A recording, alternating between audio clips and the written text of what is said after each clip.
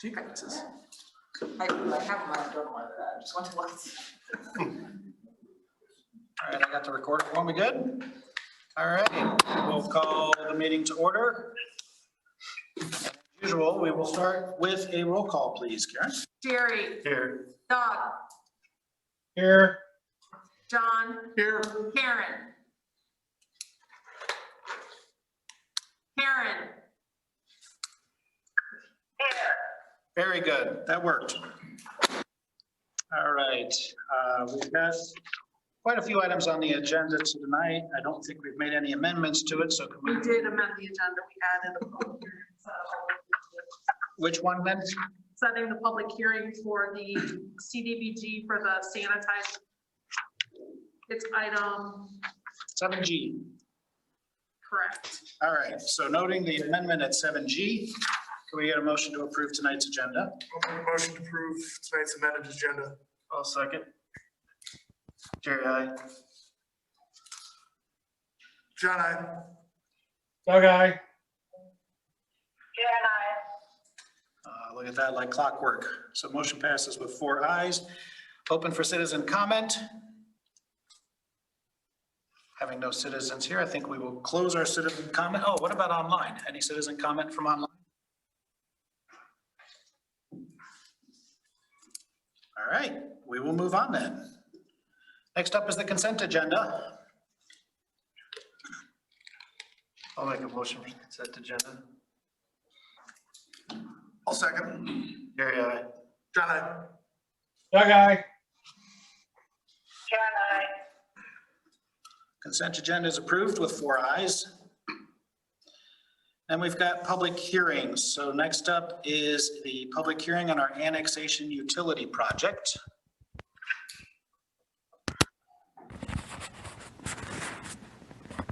So we've got the bids in as the attachment. Karen's gonna be working. Karen, it sounds like we got your audio working, is that right? Yep. No. Oh, yep, we can hear you on the speaker. Although she might get. What was that? I'm gonna hang up the phone call. We actually can hear you. We can hear you now loud and clear over the speaker system. It's working. Huh. Yeah, we can hear you. Don't change anything, Karen. We can hear you. You still hear Okay. us? Okay. All right. That technical accomplishment noted. Utility project public hearing. So we've got the bids here in front of us, 5, 10, 15, 17 bids were received. Let's open that. So I have to guess officially open the public hearing on that. If anybody has any input for this, now's the time.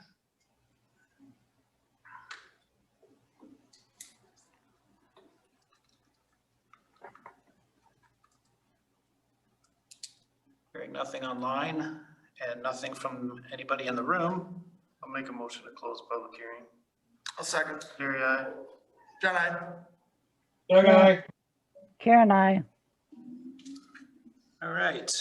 So now we can step to council awarding the bids on the annexation utility project. The bids are tabulated here in conveniently in ascending cost.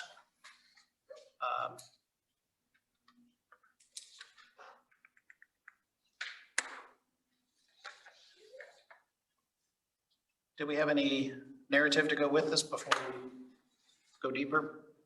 Jake, do you just want to? Yeah, so we opened bids yesterday, 1:30, 17 bidders, as you noted. I think that is a record for us. That's definitely the most I have ever seen, especially given the scope of the project.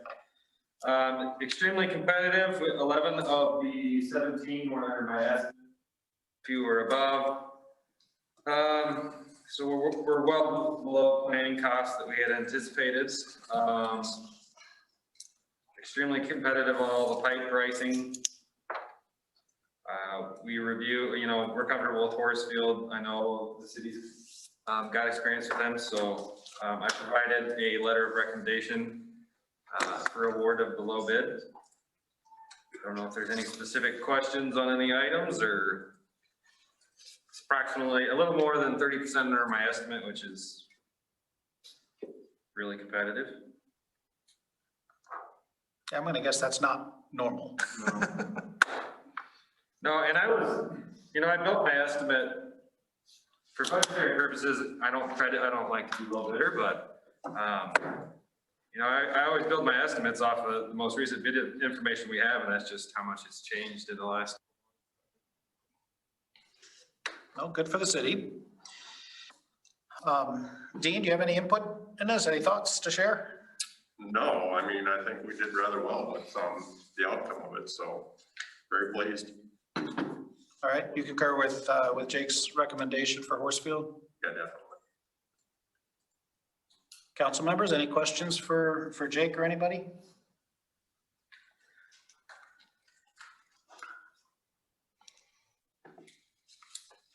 I'll make a motion to accept the bid from Horseville Construction.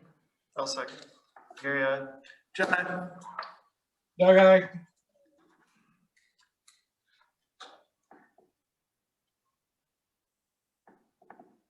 Karen's muted. Karen, I. All right. Motion carries with 4 ayes, and that moves us directly to the resolution approving the East Water Sewer Extension Project.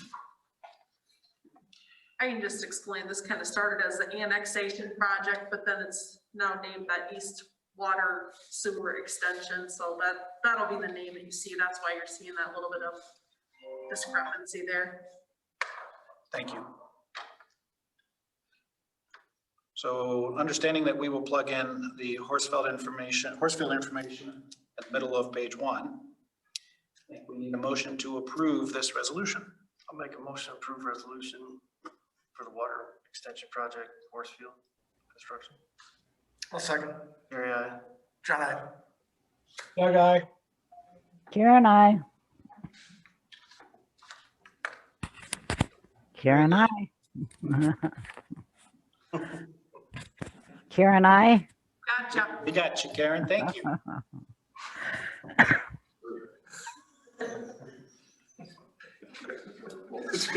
So the motion carries with 4, or should I say 5? So next up then, we'll move out of public hearings into the community center update. Stacy, what you got for us? Okay, I have everything there. Do you guys have any questions on what I have down? I do have one more addition. I've been working with All Around Gymnastics out of Dubuque to start holding a few classes here. We kind of worked on a contract for us this week. They're looking at starting something the first week of January. So hopefully it is something under the current proclamation that they can do here, we can do here.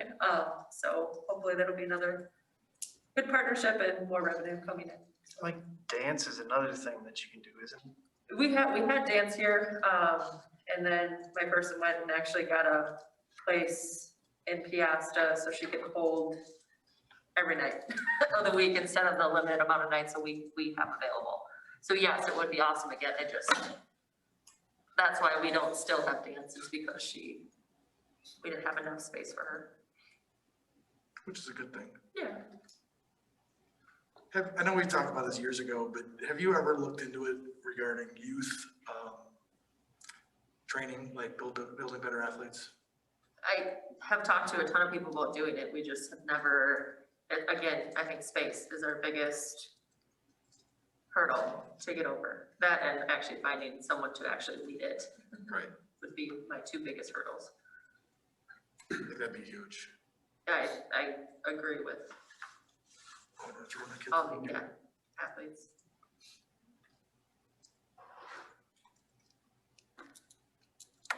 I think your staff's doing a good job trying to keep the limits on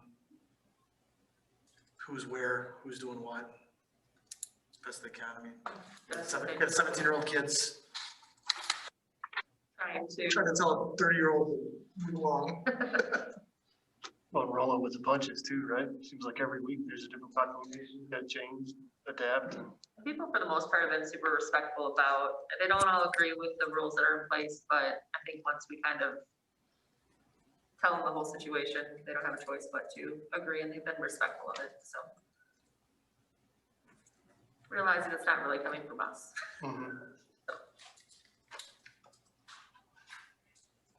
Doug or Karen, anything else for Stacy? Nope. No. All right. Thank you, Stacy. Know it's an ever-moving target for you. Appreciate what you do.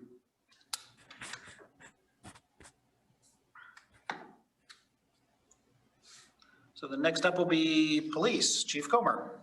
I can kind of give you a recap of my monthly report. You guys have that in front of you, but GTSB went well for around Thanksgiving time. That's a Traffic Safety Bureau, step wave. There is another step wave coming up for Christmas time, and that's the 18th through this December 18th through January 1st. So that's another big one for the year. And the only thing I got is we're getting calls on that new radar signs. You guys see the new signs out that have been displayed here in Hot Springs. We have received a lot of calls on them, and people are very happy with them. Cars are slowing down significantly. People with appreciation called us. So we got to give it to Whitney to get that done. And I know it was probably a horrible, horrible thing to go through for her. But people are liking it. So, and it is slowing cars down. I mean, dramatically already.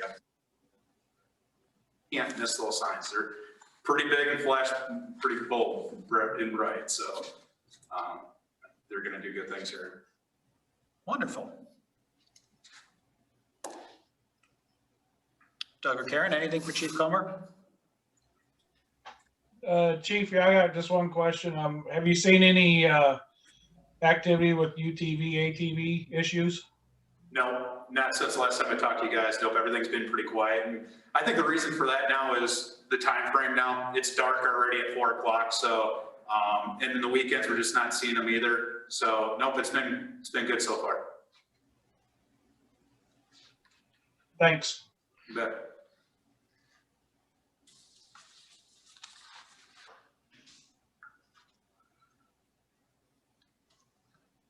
All right. Same thing, Chief. Know it's a moving target. Lots of things to keep up with. Thank you. Quick process check. Doug or Karen, are you hearing Stacy and Chief Comer okay as we're talking? I'm hearing them loud and clear. Actually, I'm hearing them very well. Wow. I'm amazed. This is miracle. That's great to hear. Thanks. We apparently bought the right technology. The only complaint I have, you need to put a cap on, Mr. Mayor. Yeah, little bit of flare. Easy, Doug. We tried to put the camera, not much better in the front. I know where you live. All right, we'll move on from police then, on to public works. Dean? So in addition to anything that's on the monthly report, the only thing I really want to add or inform you on is the extension of the water main, the cost share project with Slavic and Crosby. The pipe is completed, it's all on the ground. Just the process of the testing to take place right now. They pressure tested it, but it's just a matter of getting the bacteria to pass. With the exception of that, everything's done, and we're about ready to flow water through there. So hopefully by next week. it's good the weather held up for you. Definitely, yeah. Now, is that gonna change the water pressure over in your neck of the woods? So yeah, that'll bump that pressure up. That's a good thing. Yes. Probably, so I just threw a gauge on it as a matter of fact, last Thursday. And they're running about 45 to 50 pounds over there in phase 2. So that's gonna bump it up probably 20 to 25, 30 pounds. So pretty significant. Yeah, it'll be pretty pretty good increase for them. I would just want to mention quickly that Shawnee and Kelly have done a ton of work to help coordinate the installation of the pressure valves in phase one. I mean, there's about 50 properties, so they, I was pretty involved the first couple days, and then they both picked up and ran with it. So they've been scheduling individual appointments with all of those homeowners, and you know, COVID cancellations and supply issues with plumber, but they have worked very hard. So it's been a nice, I mean, there's been a lot of moving pieces, but it'll be good to have it done. What kind of a reception have you sensed from the community, from the residents that are having these put in? So I had a couple neighbors I had to go share an evening with and talk to them. They just, it would more be the residents that have been there a while that were just interested in why the infrastructure is changing. But with the addition of phase 2 and 3, it's pretty easy for them to understand why what has worked for the last 2 years is no longer going to be able. We have to just push water so much further. So yeah, no, it was great. And I had a couple people comment that the plumber was great and very courteous and in and out very quickly. So yeah, everybody has been pretty pleased. I'm sure you heard the same.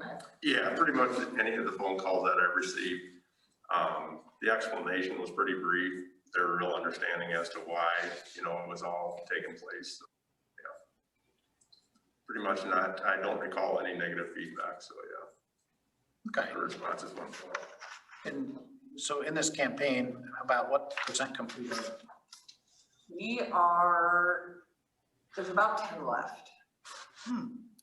Mine being one of them, just because it was left for, I'm the floater house to, you know, stick when there's a cancellation or anything. Yeah, but yeah, and then, I mean, we got a couple snowbirds, some people that have been hard to track down, but yeah, no, it's by and large gone really well. What, if there's one or two that aren't done, what do we do about the main pressure? Well, they're being scheduled for this week as we speak. We should be. You have line of sight to those last 10? Yep, absolutely, yeah. And how many total did we do? Sorry to keep peppering. Approximately 50, yeah. 50. I think there was supposed to be 55, wasn't there? What? Yeah, that's right. I believe it's 54, 55 is what the actual number is supposed to be. Great. Sounds like it was a very successful campaign. I appreciate the hard work on that. All right. While we're on to public, anything else for Dean? Doug shaking his head no. Ready for snow. Keep our fingers crossed on that. Saturday. 1 to 3. Unfortunately, I put my request in, it's not gonna snow. I never heard no one else, but hopefully it's minimal. 1 to 3 is what I heard. 1 to 3. Is that right? Is that what you're? So the next thing on the agenda here is the pay application number 4, final for Brady Deerwood project.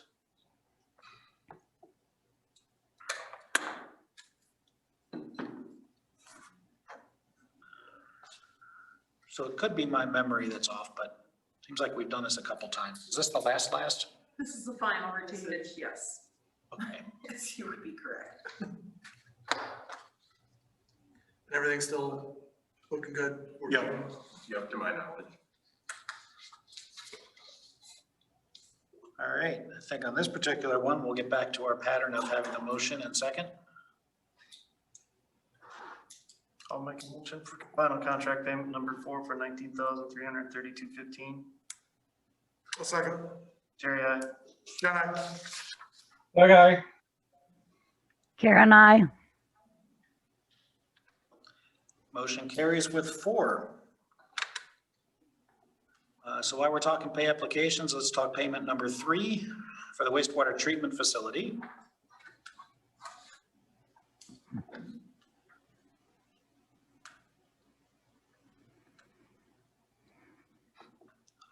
I'll just throw the question to you, Dean. Everything progressing as we would want on this? Yeah, as a matter of fact, I just paid a visit out there today, and yeah, they're moving along rather quickly. Fortunately enough, you know, the weather's been cooperating really well for them. So, yeah, they're happy with where they're at this time of year and this far into the game. So, yeah, looks good. Great, thank you. We can entertain more discussion on that or take a motion.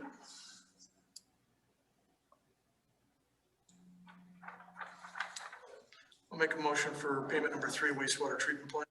I'll second. Jerry, I. John, I. Doug, aye. Karen, I. Okay, next up then is the Whitewater Creek Regional Stormwater. BMP. Okay, Management what's- practices.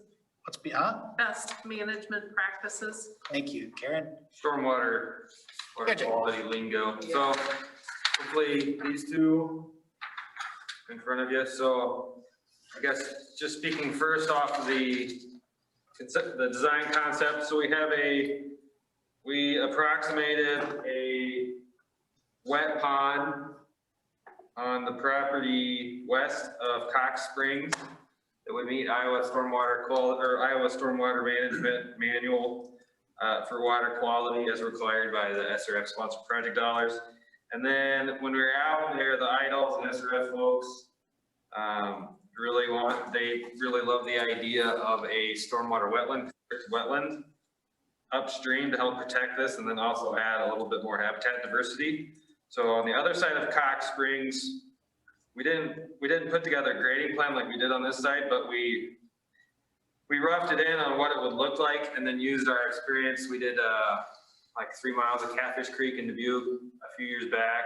We did about 1,000 foot of alt house in Asbury. And this would be about 2,000 foot, and we roughed out some costs on those. So getting to those costs, the main item is the earthwork and grading for the wet pond, which would be about 300,000 cubic yards of cut. We've had a couple mass grading projects recently, none as current as the bid opening that we had yesterday, so I'm not sure exactly where our mass grading prices would be, but using those, we're around $825,000 of mass grading, and then you add up all the rest of the items. Let's see, and this is for the full 40 acres to deal with the topsoil and save that. An emergency overflow and spillway, we would use like a reinforced matting is what we used on a Wedgewood farm in Asbury. We could use riprap if that's city preference. Drop structure outlet, we would have a slight berm, like a 3 or 4 foot berm around the booster station.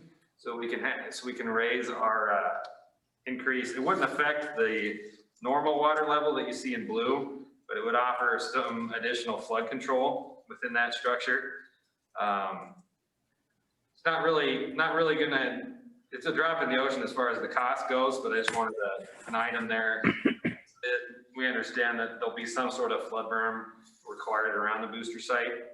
Otherwise we gotta either live with less flood control or we gotta lower pond elevation, which will amount a lot more dirt. So we will build it with some sort of pond drain structure. We unfortunately have to relocate about $100,000 worth of the 18-inch sanitary trunk and manholes that are out there that go along that creek now. We tried to push it one way or the other. We just couldn't avoid with that thing running right down the center of that property. We just couldn't avoid it. So I guess as far as the wet pond, the regional stormwater pond, I don't know if the council has any questions. We did, I guess, a couple more notes. So that 300,000 yards of excavation on the site, we assumed all on-site work and no off-site trucking. It's about 5 times more expensive to truck stuff off-site. We cannot waste it all. We built some flat spots as much as we could up to Cox Springs Road here, up to the adjacent residential properties here to waste as much dirt as we possibly could. We're not gonna get rid of all of it. So we're gonna need access to keep it all on site and be as cost effective as possible. We're gonna need to be able to access the property to the north or maybe a future phase on Thunder Valley, or is that Thunder Hills? Thunder Valley. So to waste that and avoid those trucking costs, it would be a definite value to this property to where we could fill in the waterway and make stuff more developable and increase property value. And, you know, and in that situation, it would be getting, you know, maybe $200,000 or $300,000 worth of compacted fill on site, the value of that, and then we would get rid of the dirt that we needed to. If Dean's got some pet projects we need to build into the contract, to get some dirt hauled around for that, we can certainly build that into it, but just want that noted that we assumed all on site, we can't get rid of all of it on that 40-acre property, so we'll have to come up with somewhere to. How much are we gonna need to fill in lagoons? What's that? Well, how much are we gonna need to fill in lagoons? I would honestly have to know what AJ's plans are there before speaking that line on that part. I mean, Jake and I had a brief conversation prior to the meeting tonight. If, you know, if there was a case that we were to throw in another detention area over there on the west side of Kelly Oak property, or the outlet of the storm drain from Mila dumps, you know, maybe possibly building some type of detaining pond in there. You know, we could use some of that soil for a berm area there, or if, you know, we have some type of a future plan in development for that area over there, you know, we don't want to cut ourselves short from that dirt. So, you know, if we have that close access of it, you know, so, yeah. I think before we look for to minimize the cost and just keep it on site, you know, we better cover ourselves as well for any projects that, you know, we may have. Is there a spot for storage? You have any spaces that we could build a big pile on? On the 40 acres, so these are basically flat spots we built up to get rid of dirt. We tried not to build it up to push water and put these existing houses in a hole. We got an existing road here, and then we got Cox Springs here. So we had some boundary conditions that pretty much set grade for it. We built it up just as flat spots so that it could be usable for a soccer field or pavilion playground or whatever ends up going in there. So hopefully we're not moving dirt twice. We can build a giant stockpile if we want, then you're moving it twice. I mean, So the question rolling around in my head is how, so, I mean, this is good work. This is a really good understanding of where this is headed. At some point, this is gonna need to merge with the comprehensive planning work. So Yeah, what is so- the right step for that to happen? Yeah, so I would say, I mean, that's exactly what I was gonna mention. So we need this information to even begin to frame discussion. So that said, right, we're looking at possible frontage road, you know, what's gonna develop there, what needs to, so that's all, you know, information and tweaks that can be made also, you know, even with the wetland, you know, there's gonna be some interaction with commercial properties. So the big takeaways are, you know, the things I needed were the size of the pond, obviously significant. So those are all based on calcs that Eric and Amber and Jake put together. You know, big pond, you know, we know a lot of dirt's gotta move, and we have a general number, which is a big one. But those are, I mean, huge in determining the direction we wanna go and getting this, you know, this is just a discussion. We have by no means really set the course in action, but we have to have this information as we head into the budget cycle and look at finishing the comp plan out and determining what decisions need to be made, you know, regarding rec and quality of life and trail and land acquisition. It all kind of needs to bleed from this. So I wouldn't necessarily get too hung up on even dirt or where things are, how they may or may not be able to move. Like when we're moving almost $1 million worth of dirt, we have to move a different $1 million worth, or, you know, that's all stuff Jake and his team they can fix. So yeah, because I didn't notice that too, you know, with the comp plan, this parcel, the ones next to it are, that's all stuff that I think we're gonna continue to refine. But these are the beginning steps that allow us to take a plan like this and stop this you know, I would envision shopping a plan like this through every possible grant stream, funding partner, living waterways, REAP, I mean, the whole. And that's something, you know, ECIA is a good partner with. We probably, we'll have a nice, long, healthy budget season for you guys to determine your priorities. But then at that point, you know, what the things we're looking at, have this information so that we can go out to those sources and establish collaborations and try to look at an end game. You know, we knew this was never something that was gonna be, I mean, we've been always talking about a construction season, what am I, 22? Yeah, so, I mean, that would be best case scenario, but yeah, this is just really helpful. There's a lot of dominoes that could fall, a lot of things we could knock out, but getting this information was foundational to all of those, so.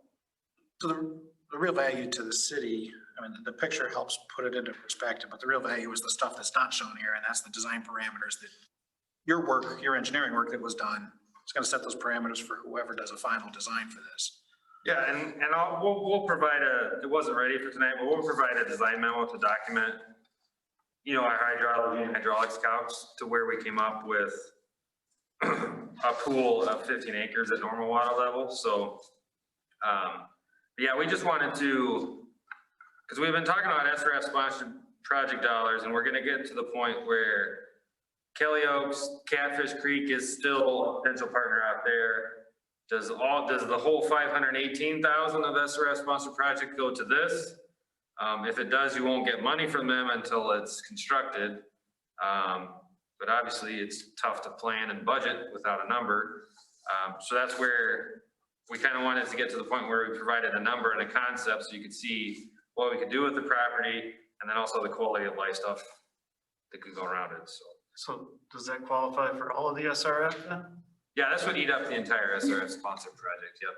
Would it help to put the dirt up on the northern waterways to kind of close those up and keep more water coming down and the road?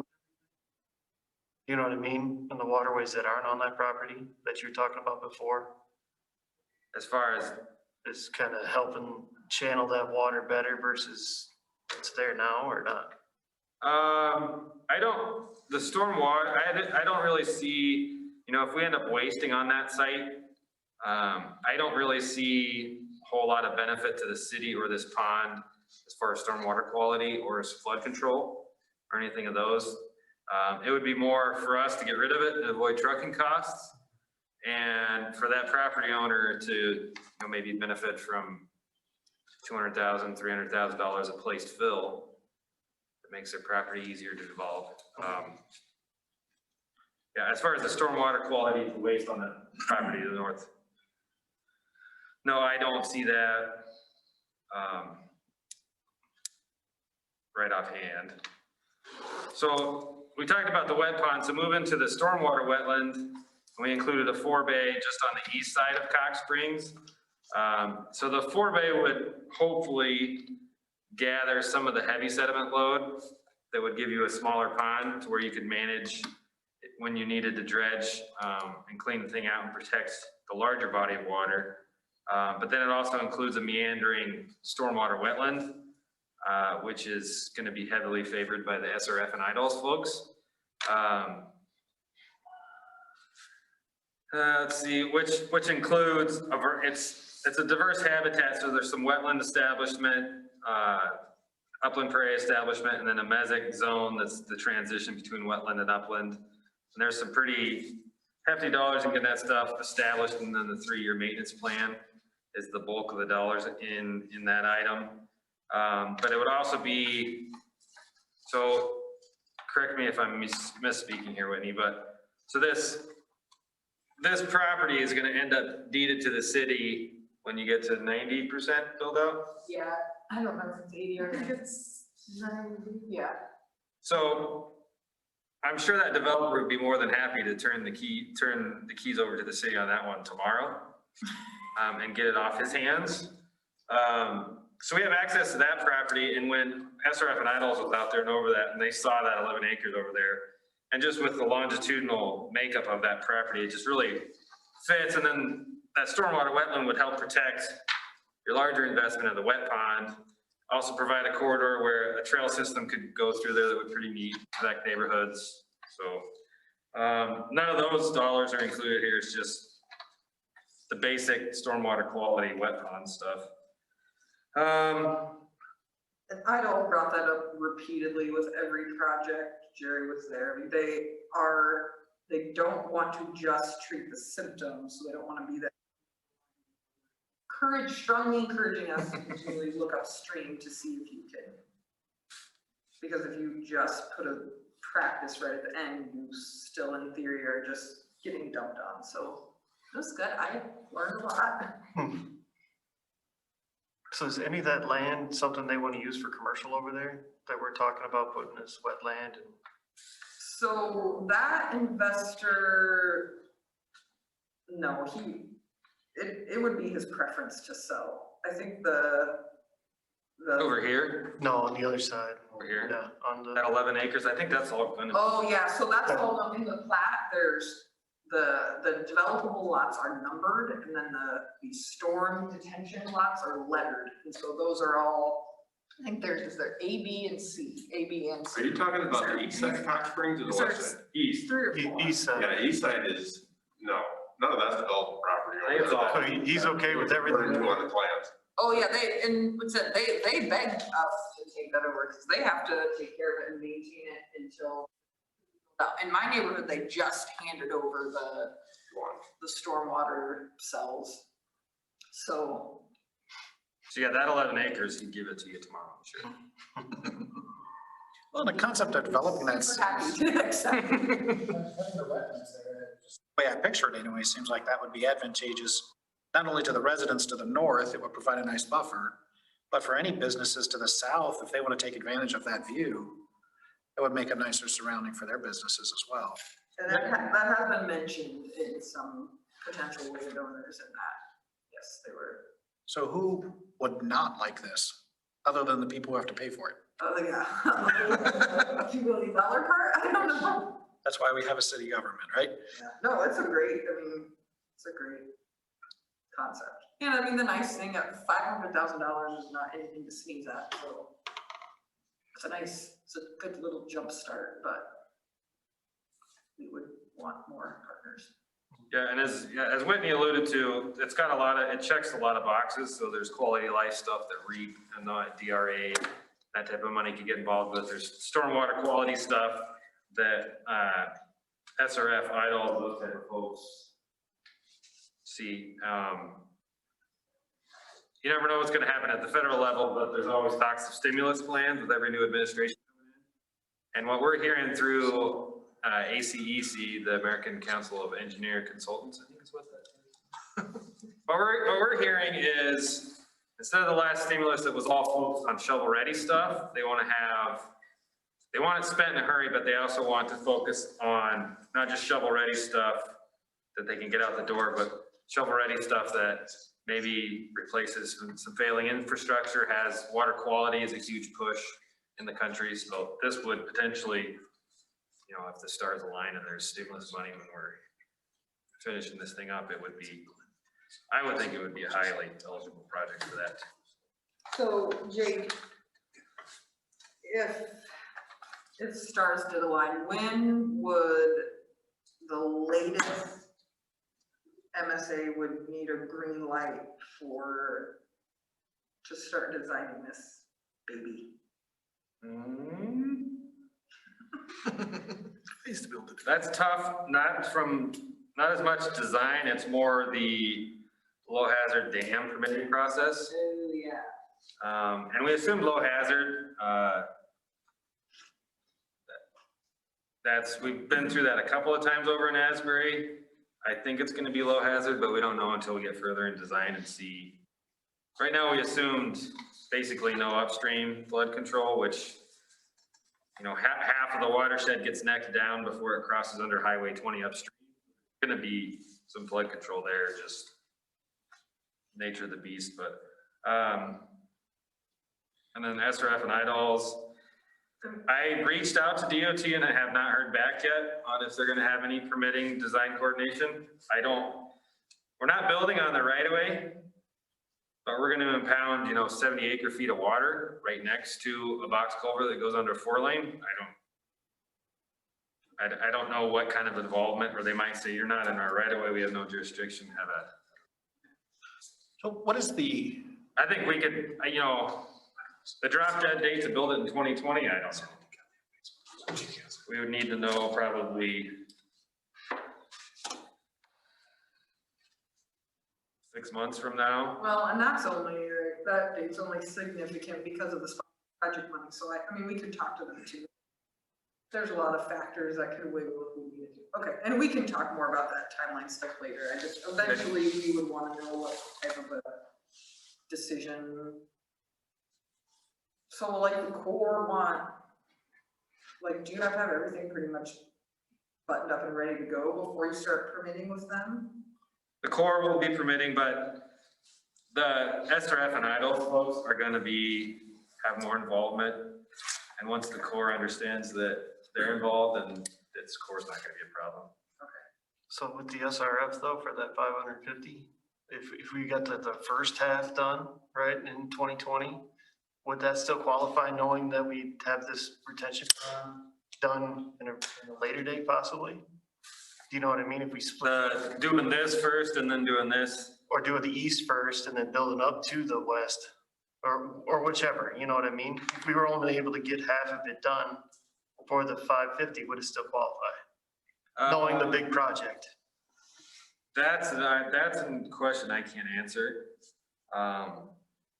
Because they push a holistic approach, like even over at the Kelly Oak stuff too. They don't want us just to fix the ravines and the head cuts. They want us also to look, is there stuff upstream we can do to help improve water quality and deal with some of the water? I'm not sure if the city would be eligible for the money until the wet pond. I don't think so, but initially, we just talked about just on this property. With the watershed assessment, we didn't know that we were gonna have this 11 acres eventually be deeded to the city that could also be utilized for stormwater quality projects, so.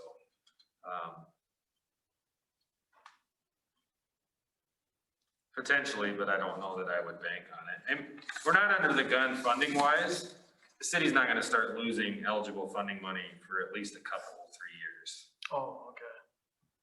But the bid environment also is extremely favorable right now, so I know the bond market's extremely favorable, so I don't know. Who knows what 2021 will bring, but. okay, just a question out of curiosity, given this particular design, what's the water level on the pond versus the pavement on Highway 20? At, above, or below? It's below. Yeah, the water level's below. The water level's below Cox Springs. Because, let's see here, I don't know. We don't have any actual survey data. We were just using publicly available LiDAR that's available through the state. The normal water level, we had 12 foot's the deeper spot in the main body of the pond. And then we had some benches in here to get rid of some dirt. And then we worked our way up from 12 foot up to like 2 or 3 foot up in here. But as far as where it sits, it's gonna be below Highway 20. I'm not exactly sure how much. Okay, that's fair. We have it built in there, a 10 or 20, I think a 20-foot berm, top of berm that's 5 foot above the normal water level to provide some flood control. They don't want, that's not eligible for SRF money. They don't want to pay for any flood control stuff. So I don't know how they're going to parse that out and determine how much it is eligible, not eligible, but there is some flood control built into it. Where's the gas line at, on north or south of that pond? Where's the what? There's a gas line that runs through there, isn't there? Yeah, Dean said there's one through here. It goes across Cox Springs, it kicks up through, Thunder Valley. yeah. That one, So that might end up pushing things north, Yeah, I think it goes through the pond. goes through here. No, like. The gas line actually stays up in the southeastern corner of that yeah, lot at the intersection of Cox Springs and Highway 20. Is that, you see I get it that, somewhat. you see that diagonal lot? The diagonal shaped lot at the corner of Cox Springs and Highway 20? Yep. I read the drawing. Hey, you do. It's in your board docs. You Are you got it, watching Ken? it? Yeah. If you have to be logged in as you, it's the design concept. Do you see it, John? Anyway, that diagonal, I think is the lot that's got the gas lot, the gas line, gas And pipe. that runs from Cox Springs west into Peosta. I think the one he's talking about, South of, it goes northeast, southwest. yeah. Okay. Pretty much through the intersection there, Highway 20 at Cox Springs. Is that how you call it, Dean? Yeah, I can kind of draw it in there if you'd like me to, Jake. Okay. Yeah, no, we didn't design around it. It's, some of those items will definitely affect final design. Were you gonna add something, Doug or Karen? Yeah, I was trying to figure out, we don't have nothing, That's the no design or anything. Yeah. You're gonna have to say that again, Doug. I'm just trying to figure this out. I can't see who's talking and it looks like he's showing you guys stuff and I don't have anything on my iPad showing anything he's So- talking about. It's it is in board docs. It's under the administrative tab. Are you logged into board docs? Yes. I had to log out and log back in and it showed up. Okay, I'll try that. Yeah. Or insurance deal.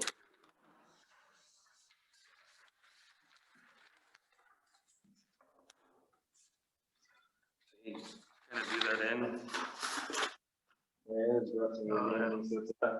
So it won't affect the wet pond, but Mhm. I don't know if they'll let us go on top of their easement. Yeah, I bet they got certain things they don't want you to do, maybe. Yeah, we'll see what they say. I just remember Cox Spring Road. Hmm. Doug, Karen, were you two able to access the drawings? So it's underneath administrative? Yeah, Yes.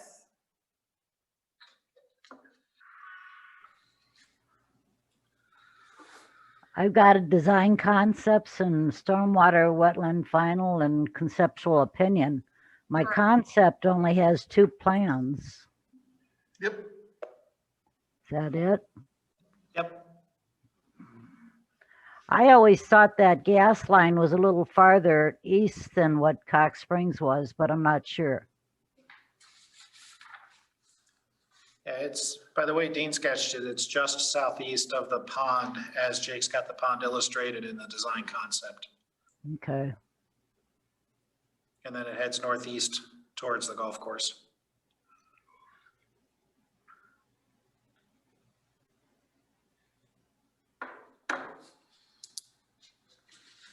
So this item is a discussion information item. It doesn't need a specific action from the council. It's been a really good discussion. Jake, I appreciate your work on this.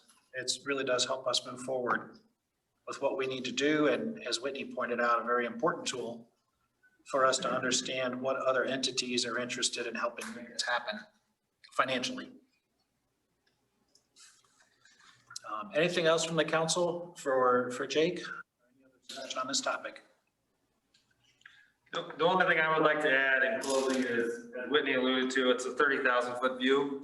So not a final design. You know, we spent better part of a week working through it, coming up with a grading concept. Undoubtedly, things are gonna change. How we use the property, how the pond works, depths. Undoubtedly, stuff's gonna change, but give us at least a planning level, budgetary numbers to work with so we can make some better decisions.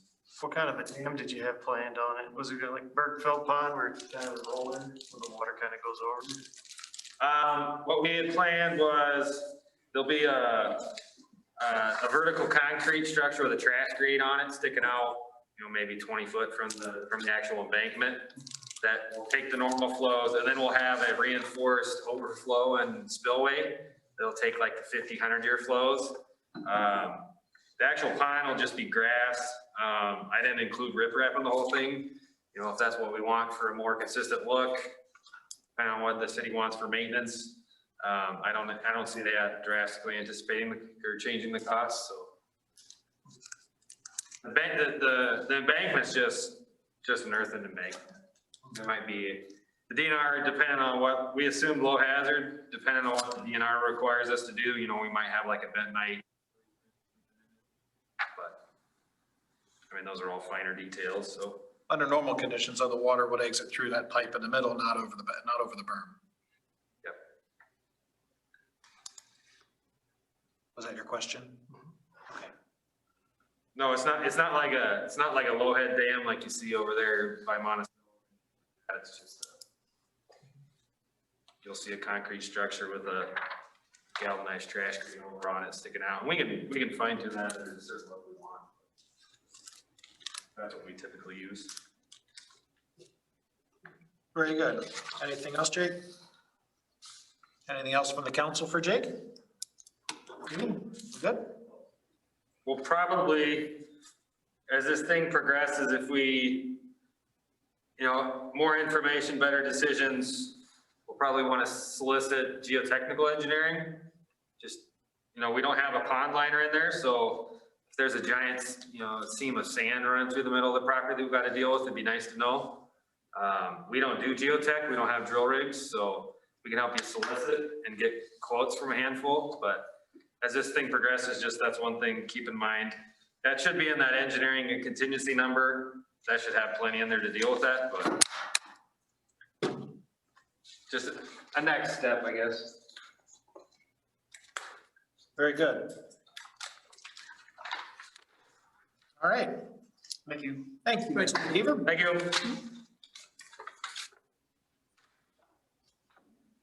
And then for Public Works, the last item here is setting a public input session for the stormwater ordinance. And we'd like to set that for January 12th, as I see it, Karen, right?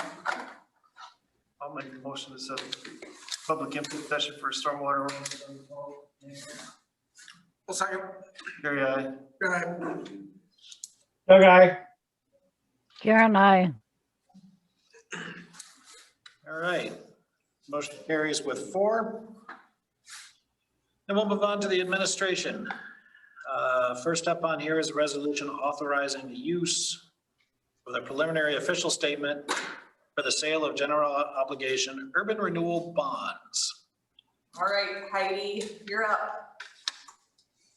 Good evening, everyone. This is Heidi Kuhl with Northland Securities.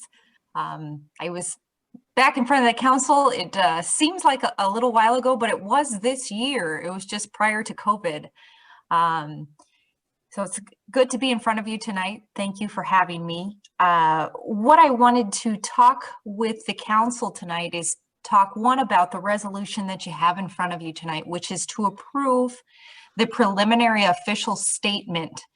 This is a document that has information regarding the upcoming financing, as well as information on the city's financials and statistics and economy that'll be used in conjunction with the bond offering coming up here. That document will be put in front of potential investors as they review if they would like to have interest in the upcoming bonds. What the council action does is it approves that document and allows the use of the document. What else I wanted to update the council with is to talk about the financing that is coming up, what it's going to include, what that will look like, the current bond market conditions, and how that'll be paid back. And then also just talk about from a time frame what this financing will look like and how the next steps will look. I believe the council was provided with a finance plan in the board documents. Does the council have that document in front of you? It's an administrative. Doug, Yes. Karen, you see it? I've got it. Okay. If you look at the top of it, it'll say finance plan for the city of Peosta for 5.2 million, 75,000 for general obligation urban renewal bonds, series 2021A. These are urban renewal bonds. As you probably recall, there was the set of hearings to do the urban renewal amendment, which put these projects in the plan. And then you went through the finance hearings. These bonds will have a general obligation backing, meaning that they can be paid back, will be paid back and be backed by the debt service levy. But there also will be paid back with part utilities and part TIF.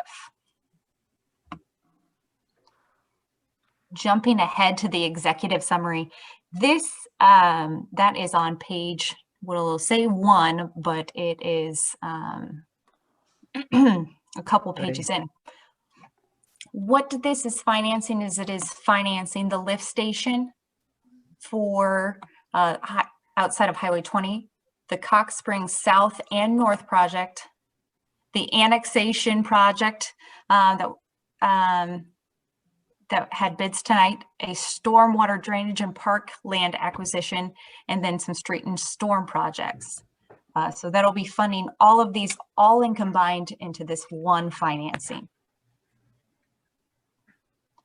We're looking at having a 15-year payback with a step up of the payments for the first 4 years. The reason that there's a step up is that you do have some outstanding debt out there. And so as that debt falls off, you'll look to have some smaller payments in the first years, so that impact to these payments will not be as large as you have other outstanding debt.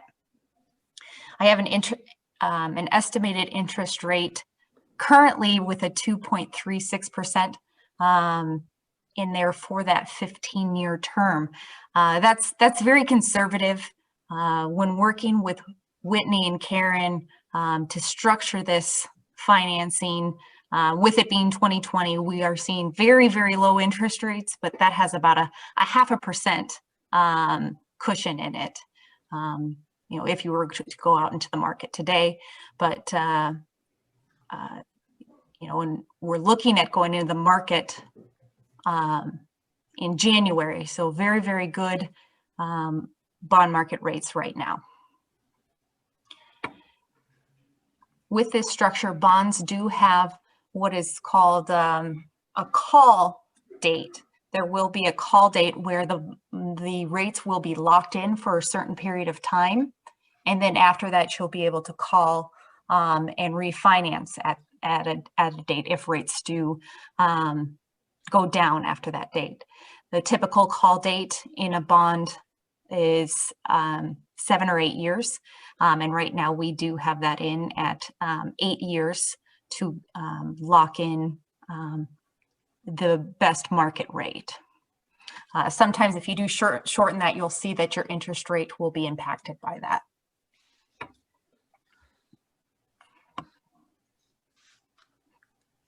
You know, from a timing standpoint, so tonight by resolution, you have the official statement on there. I believe that the city does not have a meeting coming up later in December.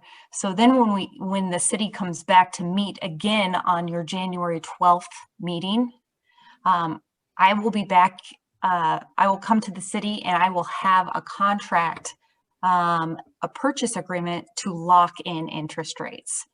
So we'll be locking in the term to lock in the rates for these projects. So tonight wanted to get everything in front of you. If there's any questions or concerns with the financing, that it's a good time to get this in front of you to make sure that the council is comfortable and ready to proceed, as we'll be rocking and rolling here after the first of the year.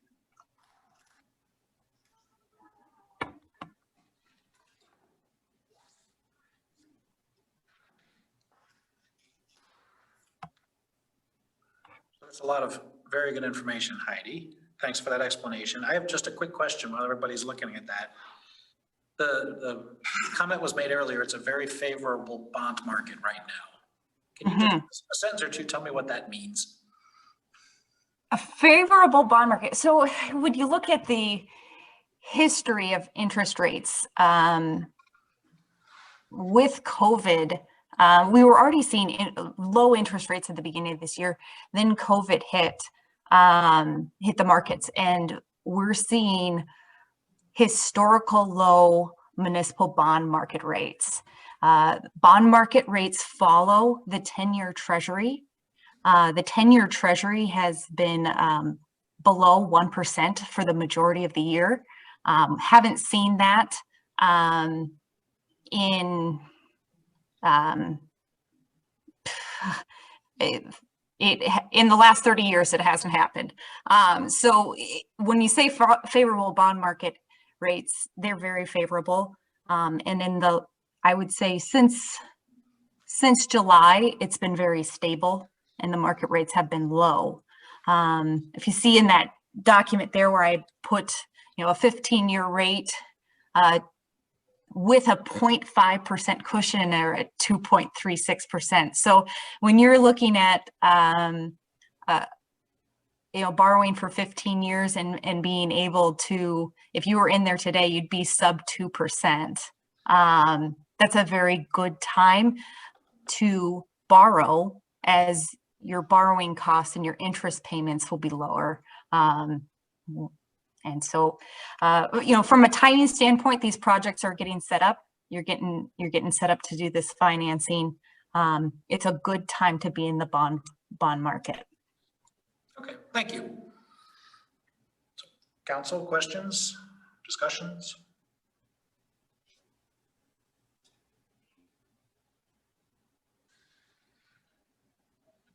I got one question. Where would this put us at for our bond ratings? Bond rating, or looking at the capacities? Yeah, the capacities. Yes. So I have that right in front of me right here. So right now, in 2021, your actual valuation, your capacity that you have for 2021, you can issue up to 12,210,000. The city currently has 2.9 million against its capacity. When issuing a 5.275, this will increase your total debt to 8 million, which is 66% of the legal debt capacity. Now, I know we had some discussions at the beginning of the year that, when you look at a city of, where are you at with your capacity and can you afford this? Increasing it to that 66%, it still allows for the city to have $4 million in capacity. And then as your debt falls off and as your valuations increase, then that will grow back up. I know the city has some plans to do some further borrowing, so that capacity will grow in the next fiscal year and as the other debts are being paid off.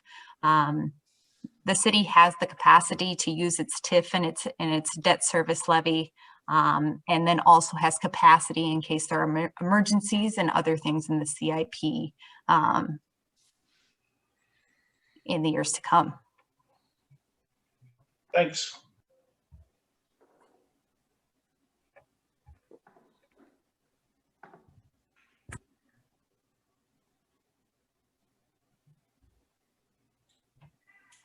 Well, it's been a lot of information. If there is there any other questions or concerns that I can address tonight with regards to the upcoming financing? Like I said, your next meeting will have a purchase agreement to lock in the interest rates. And then tonight, you have the official statement to approve. You bet. I'm just gonna do a quick check through here. Karen, any questions or comments? I had most of my questions answered today. Wonderful. Doug, you good? Thank you, Heidi. You bet. Yep, I'm good, thanks. Terry, John? Good. All right. So with all that explanation, very well explained. Thank you, Heidi. We can move forward then with a motion approving the resolution that approves the, what is it referred to again? Preliminary official statement. Thank you. Preliminary official statement. I'll make a motion approving the preliminary official statement. Second. Jerry, aye. John, aye. Doug, aye. Karen, I. Motion carries with 4. Heidi, was that the last item on our agenda with you? I believe so. Whitney, Karen, is there anything else that you'd like me to address? No, I don't think so. Thank you. Thank you Okay. very much, Heidi. Thank you. Thank you. Have a great night, everyone. We'll be in touch. You too. All right, next up then is the resolution declaring necessity and providing for notice of hearing on a proposed urban revitalization plan for Peosta multi-residential housing urban revitalization area, or as we commonly know, college suites. Yes. Yeah, so this resolution is part of the required proceedings. It sets the hearing for that July 12th date, and then we will publish the required notice and we'll hold that hearing at the first meeting in January. As I mentioned, this is important because this preserves our ability to still discuss and strategize how we want to handle multi-residential or higher density housing as it applies to the rest of the community. As we've discussed, this is a very specific partnership with college, so that's why we're moving forward on this in alignment with the timeline that it project. So I'm not sure if we'll get any public feedback or not, but. So the only commitment being made tonight is the date for the hearing. Right. Which is, what's the date? Yeah, January. I'll make a motion, set the hearing date for the urban revitalization plan for January 12th. I'll second that. Yeah. Jerry, aye. John, aye. Doug, aye. Karen, I. Motion carries with 4 at our first virtual second. Way to go. All right, next up is the resolution approving the Ganson Farm subdivision plat. Resolution in the board docs as well as the plat.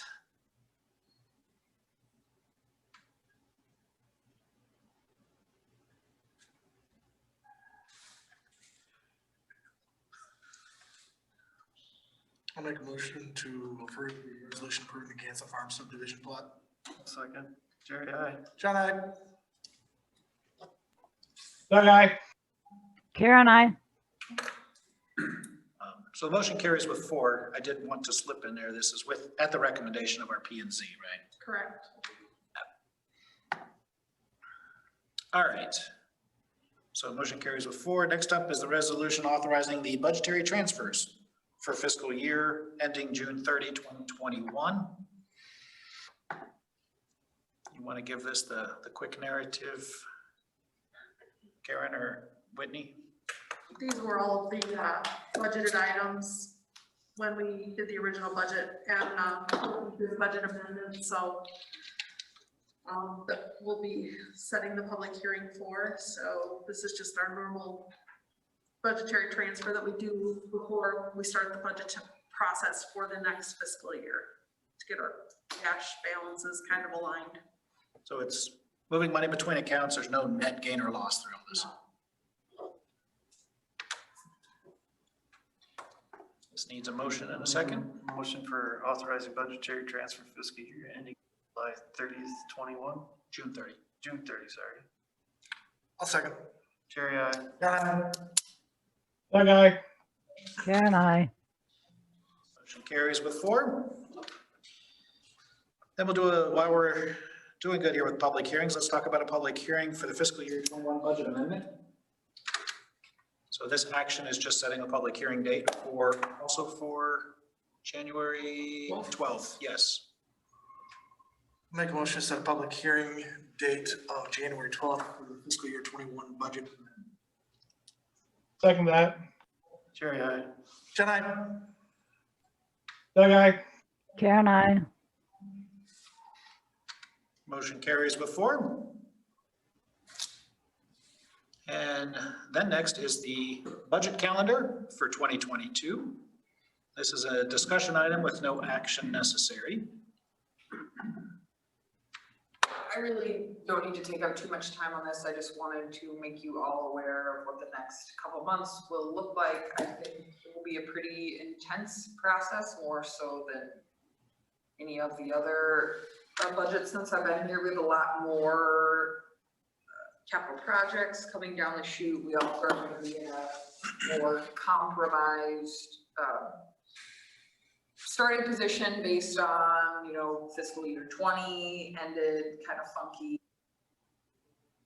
Fiscal 21 is likely going to be almost entirely a COVID impacted year. So we'll have a lot of good work to do, but this is just a calendar. I did notice I had a couple typos, so I might fix those, and I will email you all a copy. We print them out and have them in our offices to kind of keep us all on track. But everybody is set. We discussed it with the directors. Everybody knows their job. We're just at this point kind of waiting to get to our 50%. Once we get through the expenses, the second payroll for December, we have halfway numbers, so it's a nice point to check. I'll be doing some other kind of house cleaning work until then, but then we'll get started. It's time. Excellent. Thank you for preparing that, keeping us oriented. Any questions related to the budget calendar?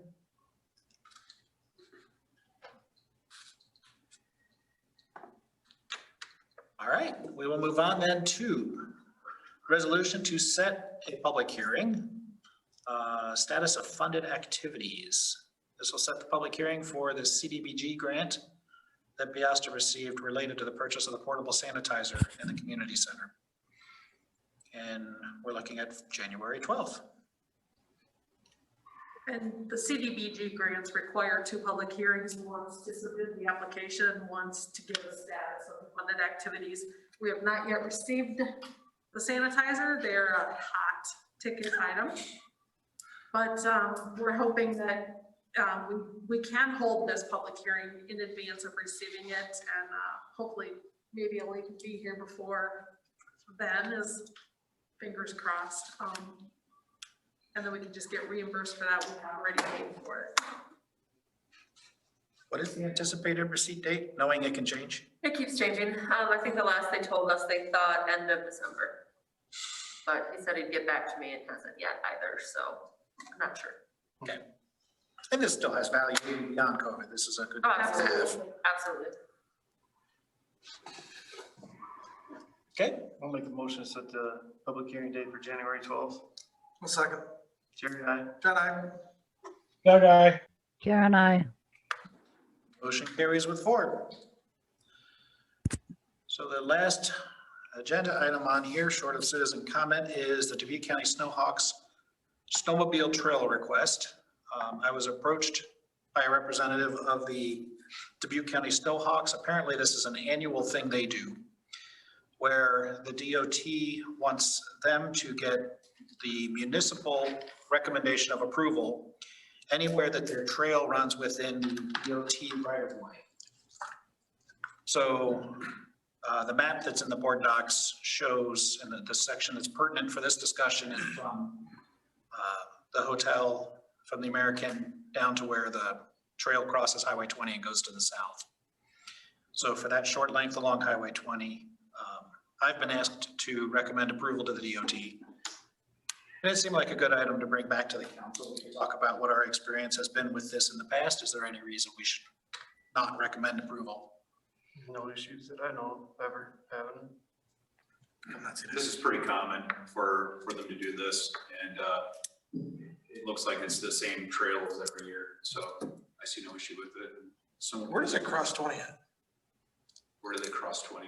I'm not sure about 20. I know they go through Peosta Street past the police department, they go up past the road north behind like Teagan that way, out that way.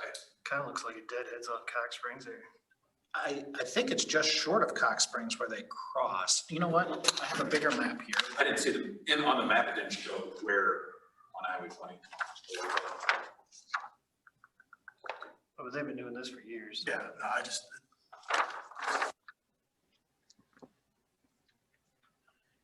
It does in fact cross. So on the picture that's in here, at the very bottom right, you can see half of a red line that goes across Highway 20. That's the crossing, it appears to be.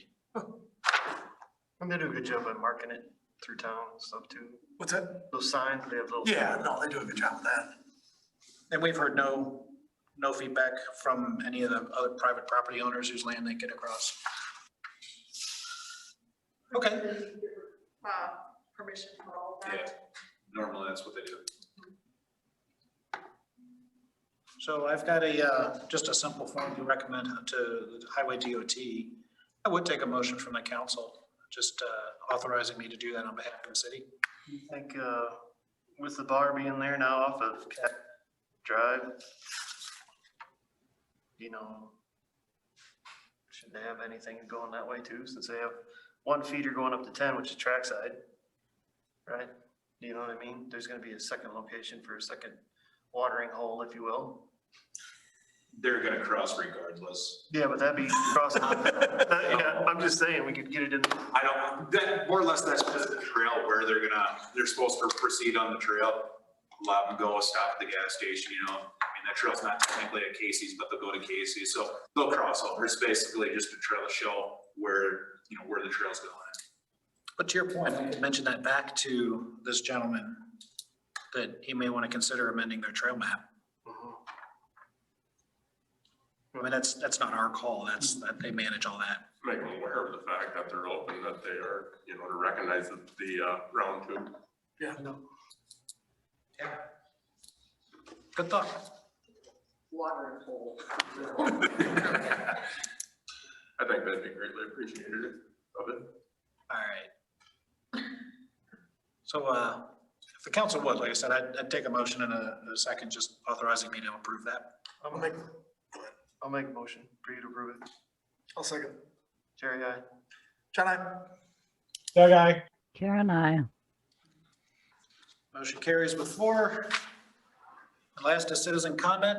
I believe we have no more, well, Andy's still on. Yeah, Karen. I think our new council member has to take the oath of office before the 1st of January. Do we have to have a meeting for that? No, that can be done in City Hall. Okay.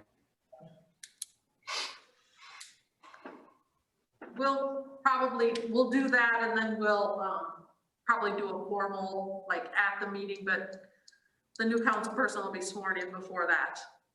All right. Good thought. Thanks for bringing that up. Just curious. Any other loose ends? Nope. All right. Citizen comment is next. Annie, anything to add? Nothing right now. Thank you. All right. Having no other citizens in the room with us, I can entertain a motion to adjourn, so people still have time to get their vote in. I'll second. Jerry, aye. John, I. Doug, aye. Karen, I. Happy holidays. Merry Christmas. Merry Christmas. Merry Christmas. Meeting's adjourned. Thank you.